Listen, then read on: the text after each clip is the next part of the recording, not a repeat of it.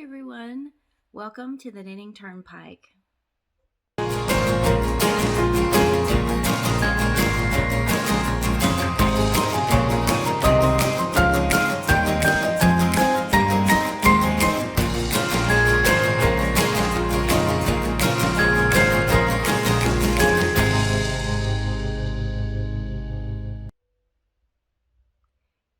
So today, I hope you're doing well. Welcome. And I want to say welcome. We've had a lot of new people join, and we are so happy that you guys are here. This is a really great week for Knitting Turnpike. We had a celebration of reaching our 100 subscribers, and we had a giveaway. Congratulations to Donna and Jennifer, the two people that won gift cards in that giveaway. I'm so happy for them, and I'm really thankful for each and every one of you being here.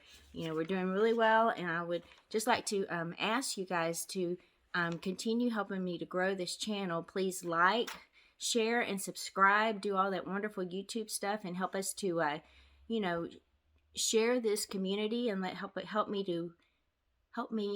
grow to be something that would be really fun and connective, and a place where we can all chat about our knitting and share and enjoy the time that we spend together. I also had another finished project this week.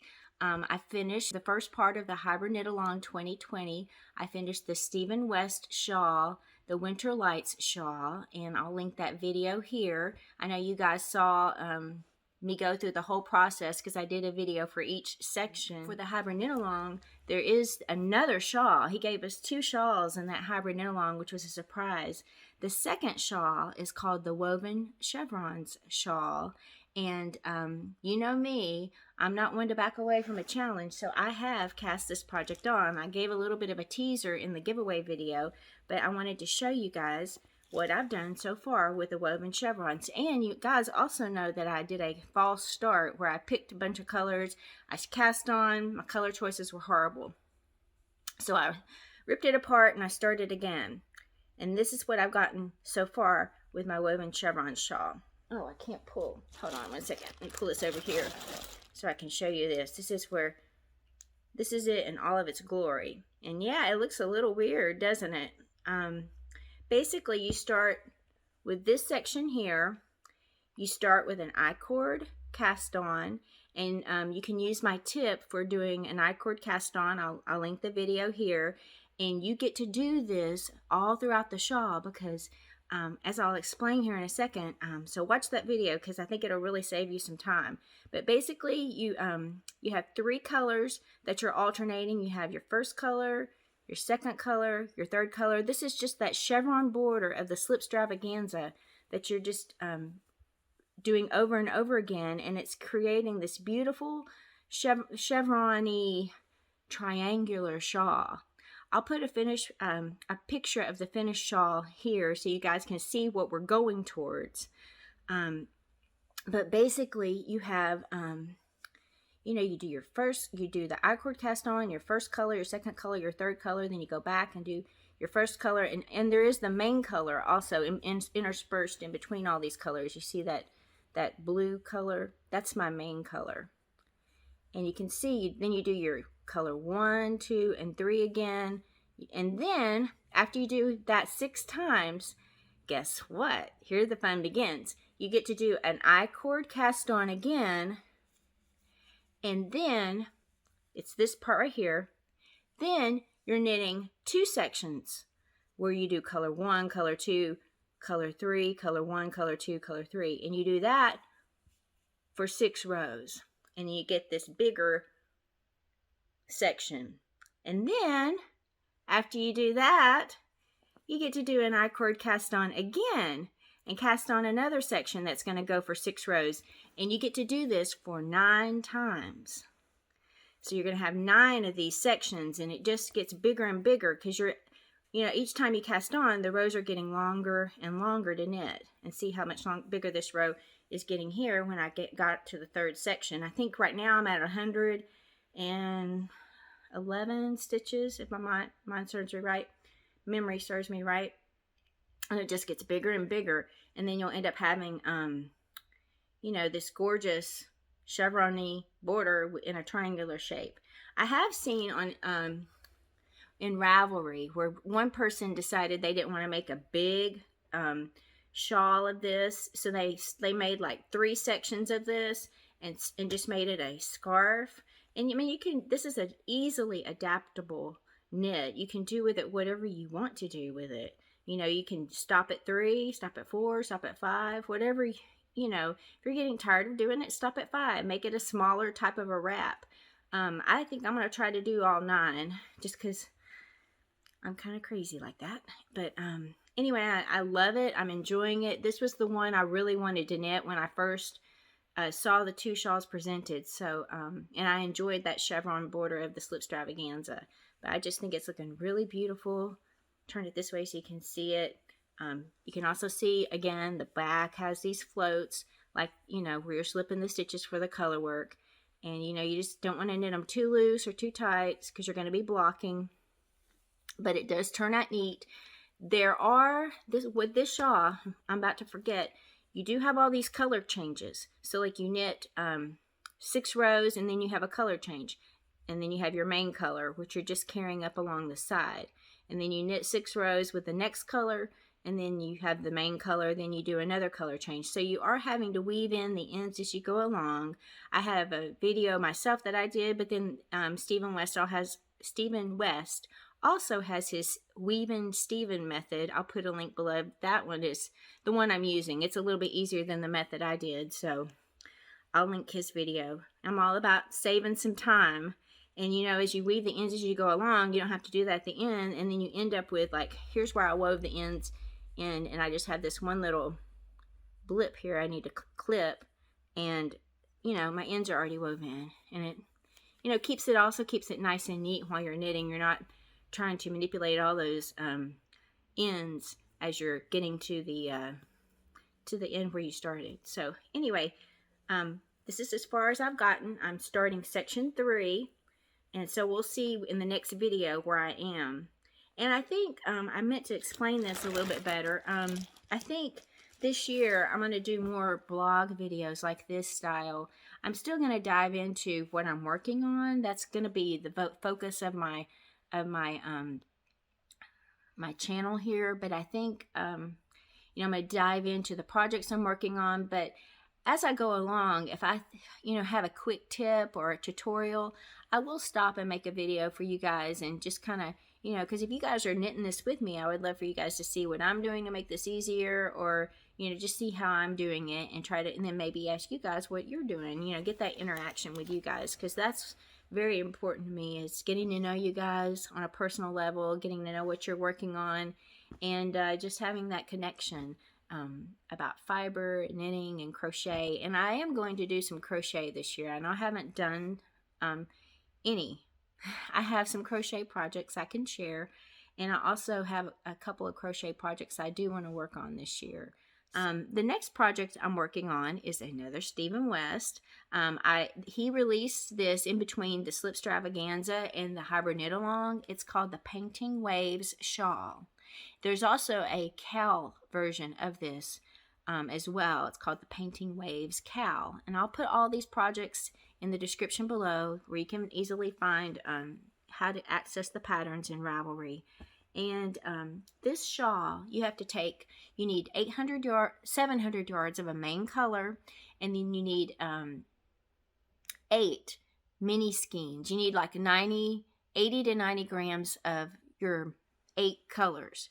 And I had this gradient set from Miss Babs. It's a Caroline gradient set, which is it had 6 Caroline toes, and this Caroline yarn base is amazing. It's got 70% superwash merino wool, 20% cashmere, and 10% nylon. And I had the Torquata gradient set, which is kind of a corally.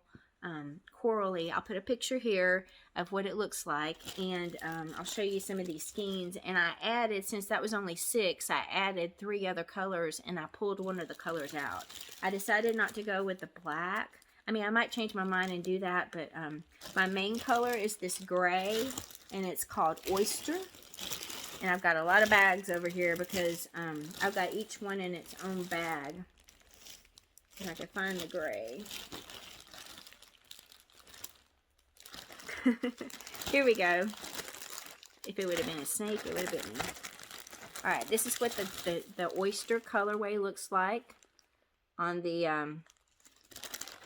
in the Caroline base. And then you have all these other lovely bases. This is called Banksia. That's my color 3.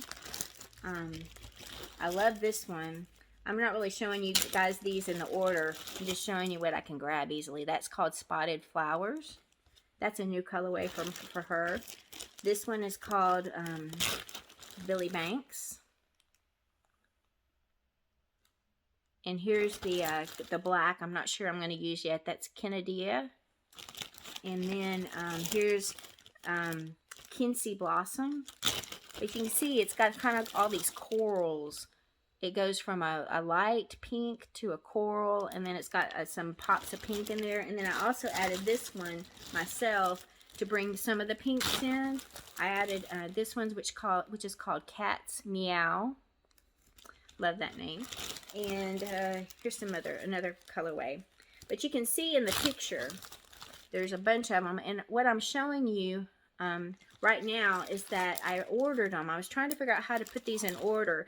In his pictures for his shawl, I'll show you that. He puts them in light to dark. And I was trying to put these in order. And some of the colors are kind of close, similar. So it's hard to figure out how should I order these.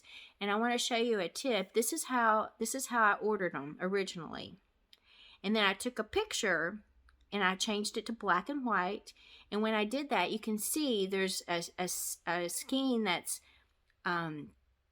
lighter that's in the middle that should be, I'm sorry, a skein that's darker in the middle that should be at the end. So I took that skein and I switched it, and now this is the order I'm going to do it, from light to dark. And when you have, when you're trying to pick colors for your projects and you can't really see because of the color, you know, what the shade is, a tip I can give you is to do the black and white. Take a picture, change it to black and white, and that helps you get rid of the color, but you can see the saturation and the darkness of the yarn, and that can help you put it in order from lighter to dark. And you know, I haven't even shown you the shawl yet. This is all I've gotten done. I've only done the first 3 colors, but you guys know it's going to alternate throughout. And I am using a light color, the oyster, instead of he has a black that he uses for this, the lines that go between them. You do start with an I-cord cast on again. You pick up the stitches after you cast the I-cord, after you do the I-cord. You make an I-cord, then you pick up the stitches from the I-cord and create that, and then you knit that color, and then you change colors throughout, and you do this lovely fan and feather stitch every so often. And that's what it's going to be like as it grows bigger, and it's going to grow into this triangular shape. I've done the first 2 colors, and I've started this 3rd color, which is Banksia. It's a little hard to see because of my knitting needle here. Maybe you can see this better if I pull it there. Anyway, it's going to go from light to dark. And I can't wait to knit it. This yarn is so soft. It's because it's got that cashmere in it. It's just a dream to knit with. I highly recommend, if you guys ever get a chance to try the Caroline yarn base from Miss Babs, I would grab it in an instant because it's just amazing to knit with. Anyway, I wanted to share that with you. Hopefully next time I do a video, I'll be a little bit further along than just the first few colors. I wanted to get further along, but I was on the wrong side. But I just had to go ahead and film this because I'm going to run out of light. And you can see also, I'll show you the back. I am weaving the ends in as I go along. There are a lot of color changes because you do 4 rows here, then you have to do a color change. And you do carry the main color, this gray, up the side. But then you have to change these colors every 4 rows. So if that's not your cup of tea, if you don't like doing that, you know, it really isn't that hard when you do the weave and Steven method and weaving them in. But if you don't like to do that at all, then this probably isn't the shawl that you want to knit. But it is an easy knit. It's something you could do while watching TV, you know, watching a movie with your family, hanging out with your family. It's kind of mindless. So sometimes you just need a knit like that to do. All right, the next thing I want to talk about are upcoming projects. You know me, I like to give you guys a heads up so that you guys can jump in and knit along with me. I have mentioned this next project before, and I wanted to go ahead and give you guys a heads up because it is starting on the January the 18th. This project will start. However, there's plenty of time for you guys to jump in. The way that this is going to work, this is called the Ultimate Advent Stash Buster Shawl. The pattern is by Debbie Bawanko. She's a good friend of mine. And it's hosted by the Never Enough Lace Group in Ravelry. And basically, this shawl is going to run over 20 weeks. You're going to do 1 clue a week. It's mystery. And at the beginning, on the 18th, we're going to find out exactly how much yarn you need for each one of the sections. So that's kind of when I think I'm going to organize my yarn. I'm going to show you my yarn here in a second. I've got a big old pile of mini skeins. You can use mini skeins. You know, if you have those Advent sets that you bought that you haven't found the perfect project for, or if you have a lot of leftovers, this is a perfect stash buster shawl. And it's good, like I said, it's going to run over 20 weeks. So every week you get a clue, but she told me that each one of these clues only take about 2 to 3 hours to knit, so you can knit it in one night and not have it monopolize the rest of your week or your weekend. You know, it can be just done while you're, you know, sitting with your family one night watching TV, and then you're done and you put it away until next week. And again, over 20 weeks, so 4 months, we're going to be knitting this. And here's a kind of a sneak peek of a couple that were knitted, but these are, no two are going to look the same. Each person's is going to be different. Everybody's stash is going to be different. You can organize the yarns differently, or you can have a more controlled color. You do it in colors of 4, colors of 6. So anyway, I'm excited about it. I still want to make that offer. I know I had said that if you guys want to participate, you can't afford the pattern, email me. I'll put my email address right here. I will be glad to help you get the pattern, and I would love for you to knit this along with me. And that offer still stands, so just let me know. And if we do it before the 18th, the pattern's on sale. So just FYI. Anyway, I'm going to pause this, and I'm going to show you the yarn I'm going to use. All right. Oh, my laptop's in the picture. So sorry. All right, here's the yarn I'm thinking about using for this. As you can see, I have these mini skeins here. These are my from Manos de Uruguay Fino. I love that yarn, obviously. I've used it for projects before. I have 3 mini skein sets. I have this one, I have this one, and I have this one. So, excuse that cord. So I have these. I'm going to probably use these as the main colorway. I like them because they're not variegated, and I know there will be a little bit of lace in this, and I don't want to pull away from the lace patterns. But those are the ones I'm planning on using. I pulled out some scraps from my my yarn scraps. I have some gray, I have a gray, I have a light color, I have some purples because I do have some purples over here. I thought it might be fun to try to see if it would work. I have a light gray instead of a dark gray, and then I have this, I love this color, and I have quite a bit left over, and then I have this green. So I'm not sure how I'm going to put this all together yet. I'll find out a little bit more on the 18th when the pattern's released. But I just thought I'd give you guys a quick glance at what I'm thinking about using for mine. And, you know, if you guys want some help with yours, give me a shout out, shoot me an email. I'll be glad to take a look at pictures that you have of your stash, and we could try to put something together. Anyway, thought I'd mention that. That's on the 18th it starts. Okay, we're back. I was looking at how long this video is getting, and I have 4 more things I wanted to talk about, and I'm thinking I really probably shouldn't because I have been too yakky chatty. So one last thing. I know that they say to do a YouTube channel, you're supposed to be consistent, and I think I've been consistently inconsistent. I have been putting videos out whenever I can get one out. I haven't really set a schedule. You know, most people do Monday, Wednesday, Friday, or every day, or whatever. And I've just been putting them out when I can get them out. You know, when I get something knit, I put it out. Or if I have a tip, I put it out. So I think I'm going to try to do something where I become more consistent. I haven't decided my schedule yet. I mean, I'm looking maybe doing videos on Tuesdays, late Tuesdays, like afternoon, evening, and maybe early Saturdays in the morning. So I haven't decided, but I think that's what I'm going to do. So if you guys could just do me a favor, turn on your notifications so that you do get my videos, and then I'll get on a schedule, and then we'll go from there. But I just wanted to mention it. I have been thinking about it, and I wanted to share that with you. And I really appreciate you guys. If you're still here, I appreciate you guys sitting through this and listening to my yarn, me talk about my projects and my yarn. I hope you're getting excited about new projects that are coming up, and I hope you will participate with me. And thank you guys for the love and the support. And it just means the world to me that you would be here with me. And I hope you all have a wonderful, blessed day. And again, please don't forget to like, share, and subscribe. Thank you again.